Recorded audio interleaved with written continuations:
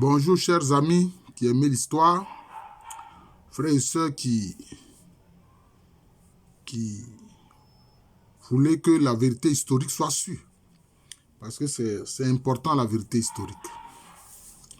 Alors nous poursuivons la série de vidéos sur l'ouvrage de Brzezinski, Le Grand Échiquier. Alors là, il parle des Balkans, et vous savez que présentement, il y a un conflit ouvert entre le Kyrgyzstan et le Tadjikistan. On va voir que souvent, en parlant de ces types de conflits, Brzezinski met l'accent sur la question ethnique, alors que souvent, ce n'est pas la question ethnique. Non. C'est des questions géopolitiques. Voilà. Le fond du problème, c'est la géopolitique. Ce n'est pas la question ethnique, parce que ces peuples-là ont vécu ensemble depuis des siècles. Il y a eu des alliances matrimoniales, donc il ne s'agit pas souvent de problèmes ethniques. Bon, non. Certains veulent mettre ça en avant, mais en fait, c'est une affaire de géopolitique. Voilà. La question des frontières. Et il se trouve que, je ne sais pas comment je vais dire ça, c'est heureusement ou malheureusement, souvent c'est aux frontières des pays, des États, qu'on trouve des gisements importants ou des matières premières minérales importantes. C'est curieux, mais souvent c'est comme ça. Souvent c'est comme ça. Et regardez par exemple ce qu'on appelle la zone des trois frontières. Niger, Burkina, Mali. Mais il y a des ressources minières terribles. Je ne sais pas comment je vais dire ça, mais c'est énorme. Mais c'est aux trois frontières. Et c'est là-bas même que les terroristes sévissent. Parce que ceux qui les ont envoyés savent que c'est là qu'il y a les richesses. Voilà. On veut que les États n'agissent plus à ces zones-là pour que, bon, des pillards, des entreprises, des multinationales de pillards viennent s'accaparer des choses, des richesses du lieu. Mais en fait, excusez-moi, c'est de parler de l'ouvrage de Brzezinski. Mais ça, c'est, peut-être, je peux dire, un petit encart. Alors, il dit, l'indépendance a non seulement provoqué une guerre civile, voilà, mais également fourni un bon prétexte à la Russie pour poursuivre le déploiement de ses troupes dans le pays. Bon, on parle des pays des Balkans. Je crois que c'est pas si. Il parle de l'Afghanistan, en fait. Il parle de l'Afghanistan. Ouais, c'est ça, il parle de l'Afghanistan. Au moment où l'Union soviétique avait envoyé ses troupes pour soutenir un gouvernement là-bas qui se voulait un gouvernement socialiste. La présence d'un nombre important de Tadjiks de l'autre côté de la frontière, dans le nord-est de l'Afghanistan, rend la situation ethnique encore plus complexe. Voilà, toujours il est ici. Or, les Tadjiks, ils sont en Afghanistan, mais ils sont aussi dans le Tadjikistan. Et les Tadjiks sont de langue iranienne. Ils parlent une variante de la langue parsi ou persi.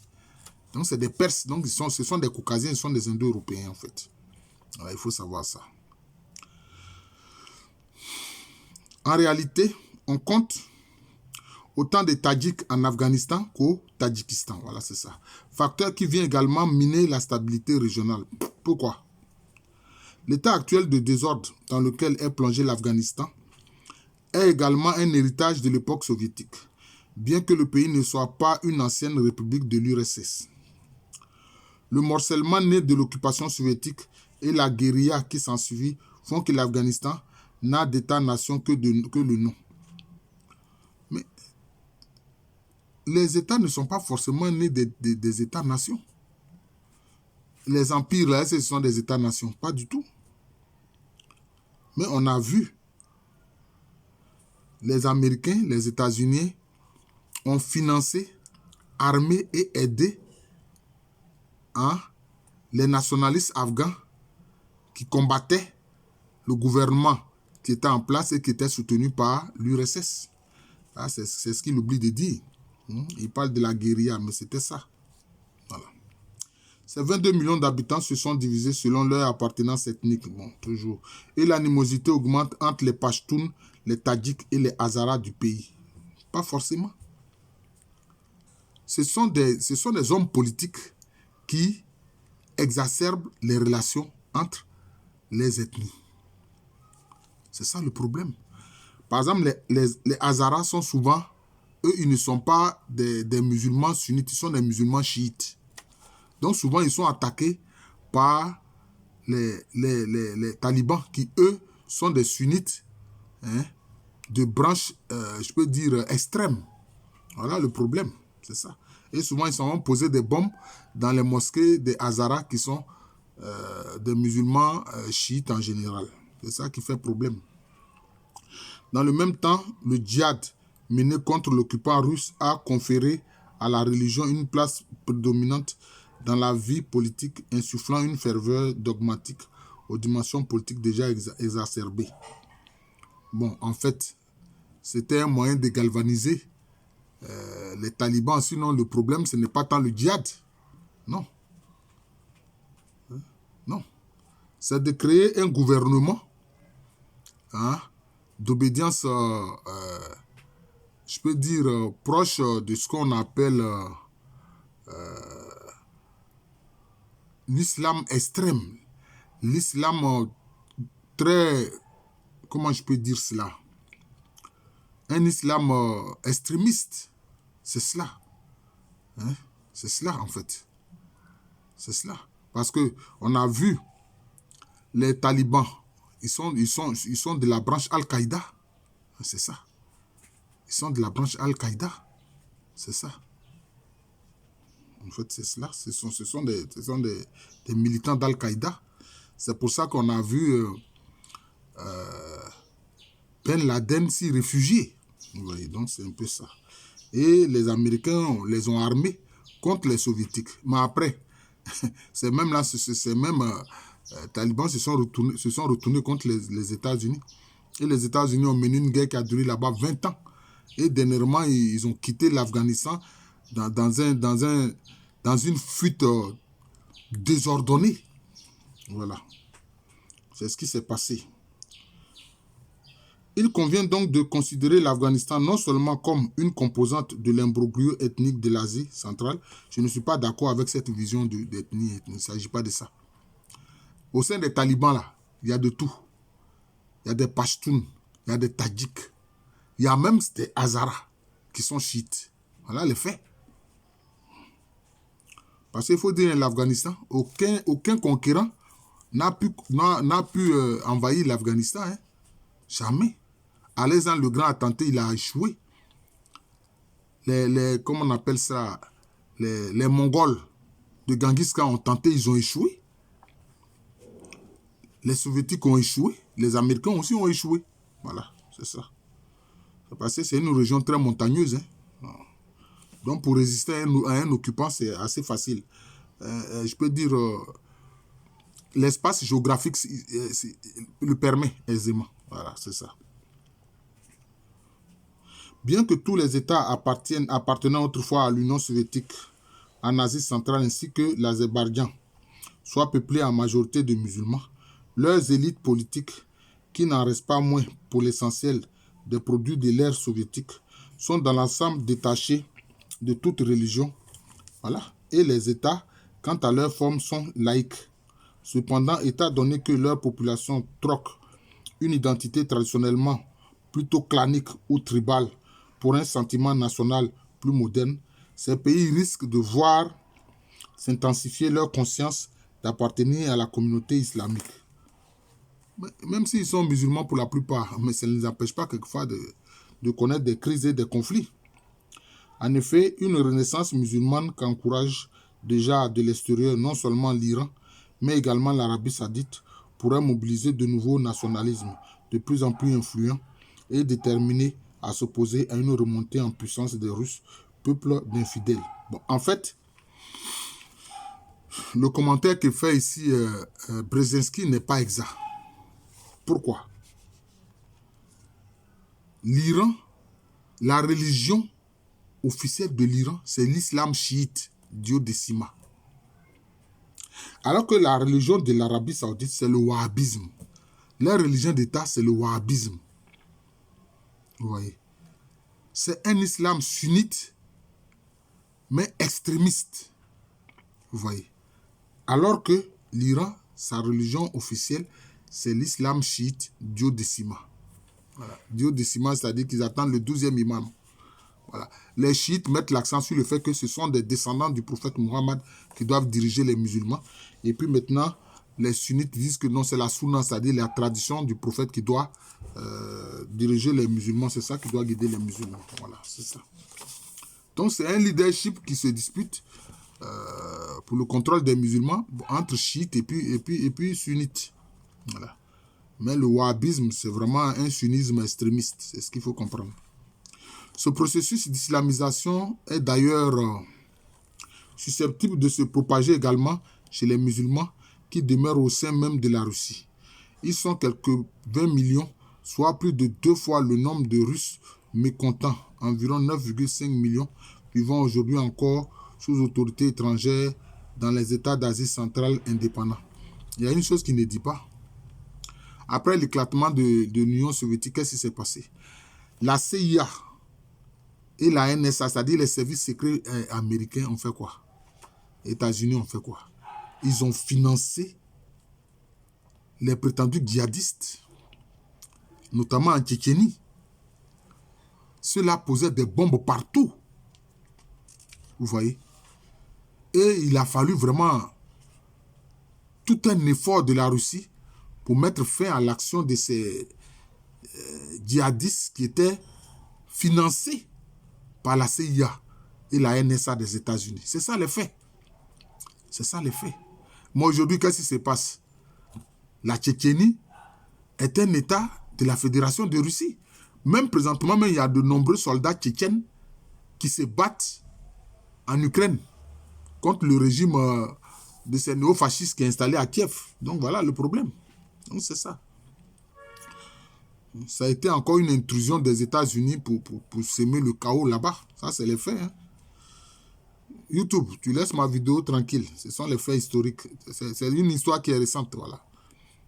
Les musulmans russes représentent donc environ 13% de la population de la Russie et ils ne manqueront certainement pas de revendiquer avec plus de vigueur leur droit à une identité religieuse et politique différente. Mais la Fédération de Russie ne s'est jamais opposée à la pratique religieuse des musulmans. Même à Moscou, il y a une des plus belles mosquées du monde qui a été bâtie à Moscou. Mais est-ce qu'aux États-Unis même, il n'y a pas de musulmans là-bas? Hein? Regardez ce que Brzezinski dit. Les musulmans, ils sont dans tous les pays. Hein? Les musulmans, ils sont dans tous les pays. Donc, c'est un faux problème. Souvent, ils utilisent ces choses-là pour exacerber et créer des troubles dans les autres pays. C'est ce que les États-Unis font. Il faut qu'on se dise la vérité. C'est de ça qu'il s'agit. Sinon, les musulmans, ils sont partout. C'est ça. Même si cette revendication ne se transforme pas en une quête d'indépendance totale comme en Tchétchénie, elle viendra s'ajouter au dilemme auquel la Russie continue à être confrontée en Asie centrale du fait de ses récents engagements impérialistes et de la présence de minorités russes dans les nouveaux États. Or, on a vu, aujourd'hui, il n'y a pas de problème en Tchétchénie. Hein? Ces faux djihadistes qui ont été actionnés par les services secrets des États-Unis, ils ont été vaincus. Voilà. Et c'est tranquille. C'est tout. Aujourd'hui, la Tchétchénie, il n'y a pas de problème. Voilà. Le fait que deux des principaux États-nations avoisinants qui ont traditionnellement manifesté des ambitions impérialistes culturelles, religieuses et économiques dans la région, à savoir la Turquie et l'Iran, prennent des positions changeantes et soient potentiellement vulnérables sur le plan national, accroissent sérieusement l'instabilité des Balkans eurasiens et ajoutent au caractère explosif de la situation. Mais comme je dis, ces conflits dans les Balkans sont des conflits qui trouvent leurs sources dans la géopolitique et non dans la question de l'ethnie. C'est dans la géopolitique et non dans la question de l'ethnie. Voilà. Regardez par exemple, actuellement le conflit entre l'Arménie et l'Azerbaïdjan a repris. À cause de quoi? À cause de l'enclave du Nagorno-Karabakh. Parce que c'est une enclave qui est en plein territoire azerbaïdjanais, mais qui est peuplée en majorité d'Arméniens. Les Azerbaïdjanais sont musulmans, les Arméniens sont des chrétiens orthodoxes. Voilà. Mais il se trouve aussi que, curieusement, souvent, ces régions-là sont très riches. Hein? Le Nagorno-Karabakh, c'est une région agricole qui produit beaucoup. Vous voyez? Vous voyez? C'est cela. Et la guerre a repris. C'est ça en fait. C'est comme si Dieu ou la nature veut faire en sorte que les hommes s'entendent. J'ai dit que les régions qui sont aux frontières sont des régions qui ont des ressources minérales ou minières importantes. C'est curieux, mais c'est comme ça. Voilà. En pleine région, en pleine zone de l'Azerbaïdjan, le Nagorno-Karabakh, c'est une zone qui est agricole très riche. Mais pourquoi est-ce que les gens ne veulent pas s'entendre pour partager la richesse? C'est ça le problème. C'est l'égoïsme en fait, le refus de partager la richesse. Les richesses qui sont aux frontières. Voilà le problème. Voilà. La Turquie et l'Iran ne sont-ils pas uniquement d'importants acteurs géostratégiques? Voilà, ici il parle de géostratégie, là je suis d'accord avec lui. Ils représentent également les pivots géopolitiques et leur situation interne est d'une importance cruciale pour l'avenir de la région. Oui, pour ça, je suis d'accord avec ça. Tous deux sont des puissances de taille moyenne aux aspirations régionales prononcées et dotées d'une conscience aiguë de leur importance historique. Ça, c'est clair. Parce qu'il ne faut pas oublier une chose. Les Turcs, là, c'est eux qui ont créé l'Empire turc ottoman. Hein. Ah oui. Ils ont un passé d'empire important. L'Iran aussi. Ce sont les Iraniens qui ont créé l'empire des Perses et des Mèdes. Voilà. Donc, ce sont des peuples qui ont eu à créer des empires. C'est de ça qu'il s'agit. Aujourd'hui, on le sait, l'armée turque est l'une des armées les plus puissantes au sein de l'OTAN, après l'armée des États-Unis. Voilà. Parce que les Européens, ils ont laissé toute leur défense militaire au sein des États-Unis, dans les mains des États-Unis. Bon, voilà. C'est tant pis pour eux. Hein. Cependant, on ne sait quelle sera leur orientation future et leur cohésion nationale demeure incertaine. Bon, voilà. Mais aujourd'hui, on le voit dans le conflit qui se passe en Ukraine. L'OTAN se rend compte que la Turquie n'adopte pas systématiquement les vues des dirigeants de l'OTAN. Pourtant, la Turquie est membre de l'OTAN. Mais elle a des positions personnelles. Et il y a certains qui se demandent, mais est-ce qu'il ne faudrait pas faire sortir la Turquie de l'OTAN? Ce n'est pas aussi facile que ça. Hein? Ce n'est pas aussi facile que ça. Par exemple, la Turquie a créé des drones là qui sont très efficaces militairement. Voilà, ça c'est ça. La Turquie, État post-impérial, voilà, c'est ce que je disais, qui est encore en train de redéfinir son identité, peut prendre trois orientations. Les modernistes souhaiteraient le voir devenir un État européen et regardent en direction de l'Occident. Les islamistes favorables à une communauté musulmane se tournent vers le Sud et le Moyen-Orient, tandis que les nationalistes sont plutôt attirés par l'Est. Mais tout ça, l'un ne permet pas l'autre. Aujourd'hui, le président Erdogan, bon, il a une politique qui est axée sur les intérêts. Au moment là, les intérêts de la Turquie, c'est ça qu'il regarde. C'est ça qu'il regarde, c'est tout. C'est ça qu'il regarde. Arguant du passé historique de la Turquie, il considère que leur pays est investi d'une nouvelle mission envers les peuples turcs du bassin de la mer Caspienne et d'Asie centrale, mission qui lui permettrait d'exercer une domination régionale. Chacune de ces perspectives repose sur un axe stratégique différent et leur caractère contradictoire introduit pour la première fois depuis la révolution kémaliste un paramètre d'incertitude quant au rôle régional de la Turquie. Bon, il faut dire qu'après la Première Guerre mondiale, la Turquie a perdu la guerre. La Turquie ayant perdu la Première Guerre mondiale et l'Empire ottoman s'étant écroulé, Kemal, c'est lui qui a créé, je peux dire, la République moderne de la Turquie actuelle. C'est Kemal. Et il menait une politique très laïque, et qui avait aussi épousé certains canons de la culture occidentale, c'est-à-dire les questions de démocratie, comme on le dit. Hein, voilà. C'est ce que Kemal a fait. Mais aujourd'hui, on voit un regain de la religion, de la pratique de la religion musulmane. C'est ça. Mais surtout, la Turquie s'affirme comme qui se veut un État fort. Voilà, et c'est ça. D'ailleurs même, curieusement, les pays de l'Union européenne, ils n'ont jamais voulu admettre la Turquie comme membre de l'Union européenne, sous prétexte que non, les Turcs sont des musulmans et qui n'ont pas la culture européenne, qui seraient chrétiennes, alors que ce n'est même pas vrai. L'Europe est dirigée par la maçonnerie. Les dirigeants sont des francs-maçons pour la plupart. C'est ça, les faits. Souvent, ce sont les vieillards qui fréquentent encore les églises et les temples. Voilà, c'est ça l'Europe. Mais c'est pour ça que cette politique très nationaliste, mais aussi qui veut relever la puissance de la Turquie, a fait que le président Erdogan a failli subir un coup d'État. Mais ça n'a pas marché, heureusement pour lui. En outre, la Turquie pourrait bien elle-même devenir victime, en partie du moins, des conflits ethniques qui minent la région. Toujours les mêmes histoires. Bien que sa population d'environ 65 millions d'habitants soit en majorité turque, avec 80% de citoyens de souche turque, comprenant d'ailleurs des Circassiens, des Albanais, des Bosniaques, des Bulgares et des Arabes. Bon. Les Albanais sont musulmans. Les Bosniaques, bon, parce que dans la Bosnie, il y avait plusieurs groupes. Hein. Voilà. Il y avait des Albanais, il y avait des Croates, il y avait des Serbes, etc. Bon. Mais en tout cas, la majorité de la population est turque. Voilà. Alors, il dit 20% au moins, voire plus, sont kurdes. Voilà, c'est ça. Il y a des Kurdes là-bas. Qui d'ailleurs réclament une certaine autonomie. Avec Abdullah Öcalan qui est présent, qui est encore en prison. On l'a mis en prison pour ça.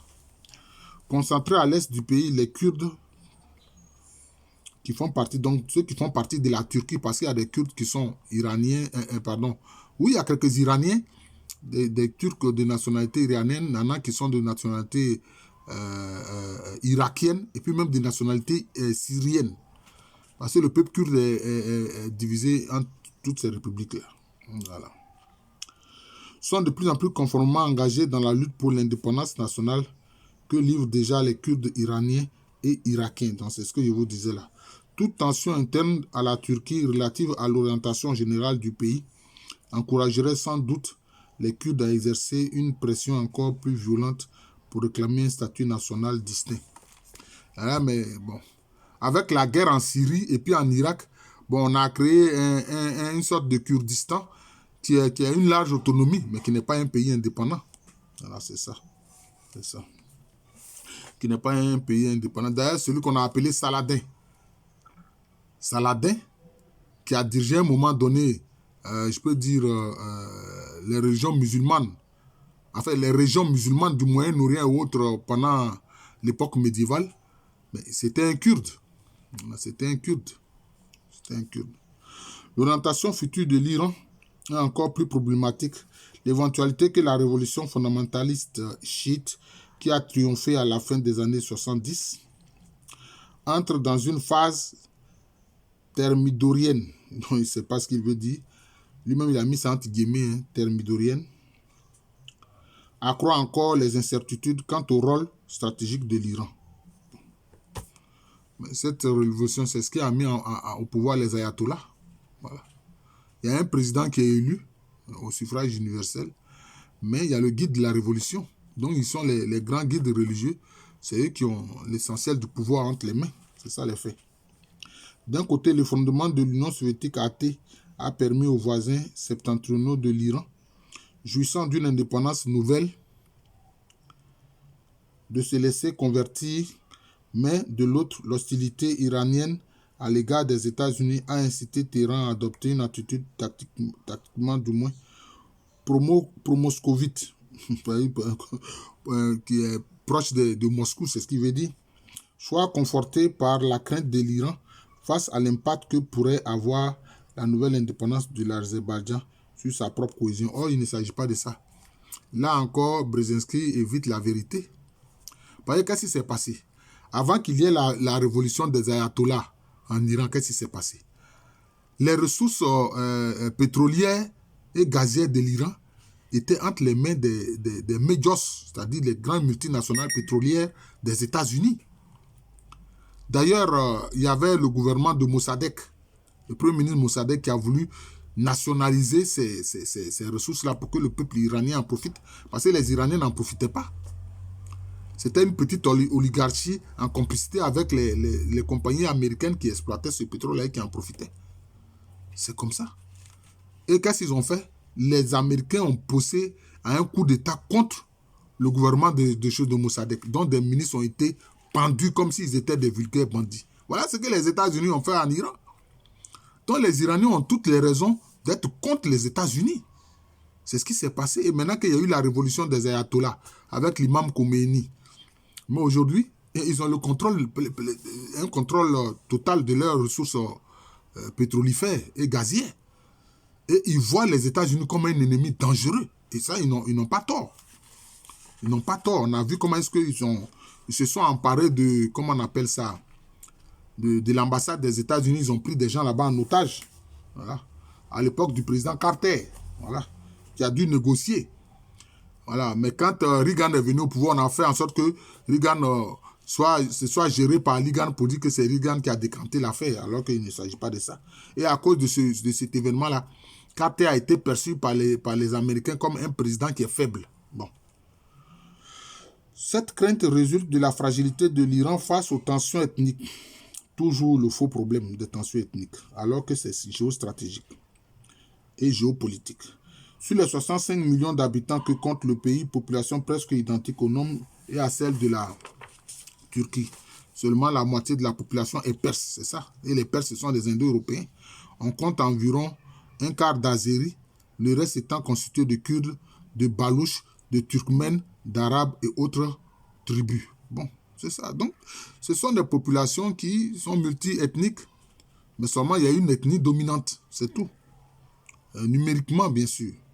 En dehors des Kurdes et des Azéris, les autres ethnies, pour l'heure, ne sont pas en mesure de menacer l'intégrité nationale de l'Iran, d'autant moins que les Iraniens partagent de profondes aspirations patriotiques, voire impérialistes. Bon, pas forcément.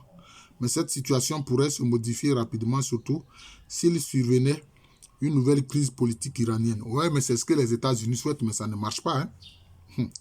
Par ailleurs, l'existence même dans cette zone de plusieurs peuples nouvellement indépendants, ajouté au fait que les Tchétchènes, qui n'étaient pourtant qu'1 million, ont réussi à affirmer leur aspiration politique, aura sans doute un effet contagieux sur les Kurdes ainsi que sur toutes les autres minorités vivant en Iran.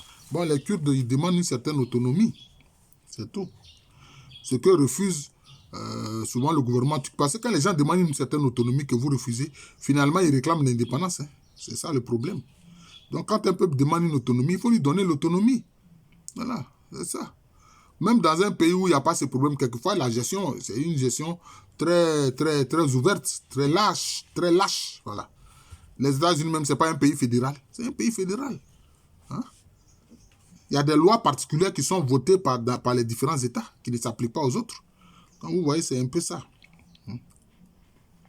Si l'Azerbaïdjan parvient à s'assurer un développement politique et économique stable, les Azéris iraniens se montreront sans doute de plus en plus favorables à la création d'un grand Azerbaïdjan. Pas forcément. Pas forcément. L'instabilité politique et les divisions que connaît le Téhéran pourraient donc nuire à la cohésion de l'État iranien, ce qui aurait pour conséquence d'augmenter la portée et les enjeux des luttes menées dans les Balkans eurasiens. Bon. Sa vision ethnique fait que, bon, il voit les choses de cette façon, mais non. Une ethnie peut être partagée entre différents États, mais l'ethnie peut se sentir bien traitée et bien gagner sa vie dans ces deux différents États. C'est comme ça. Seulement, ce sont des éléments qui sont utilisés dans la politique impérialiste des Occidentaux pour créer des guerres et le chaos. C'est tout. C'est ça les faits. Voilà, pour créer des guerres et le chaos. Sinon, ça ne pose pas de problème. Voilà. Les Azerbaïdjanais, là, les Azéris, là, ils profitent aussi de la croissance économique de l'Iran. Ils en profitent. Alors, donc, où est le problème? Tant qu'ils ne sont pas ostracisés, il n'y a pas de problème. Voilà. Ils ne sont pas mécontents forcément d'être de nationalité iranienne ou autre, non. Voilà, je vous remercie. Je suis le professeur Alou Kwame René, professeur titulaire d'histoire à l'université Félix Houphouët-Boigny, université qui est à Abidjan, c'est dans le quartier de Cocody, c'est en Côte d'Ivoire, un pays situé en Afrique de l'Ouest. Voilà, j'ai présenté encore un pan de l'ouvrage de Brzezinski, le grand échiquier. Voilà, merci encore et bonne journée à tous.